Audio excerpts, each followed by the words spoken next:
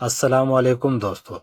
Asia cup 2025 کی تازہ ترین معلومات کے مطابق پاکستان کرکٹ بورڈ یعنی پی سی بی نے 17 رکنی اسکواڈ کا اعلان کیا ہے، جس میں تجربہ کار کھلاڑی بابر اعظم اور محمد رضوان شامل نہیں ہے۔ یہ فیصلہ ٹیم کی حکمت عملی میں تبدیلی کی عکاسی کرتا ہے، جس کا مقصد زیادہ جارحانہ بیٹنگ اپروچ اپنانا ہے۔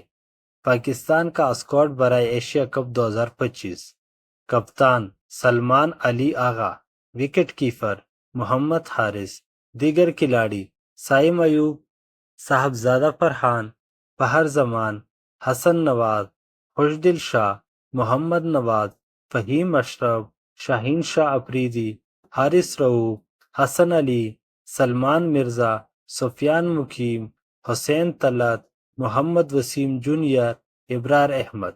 ٹورنامنٹ کی تفصیلات: میزبان ملک متحدہ عرب امارات، میچ دبئی اور ابوظہبی میں ہوں گے۔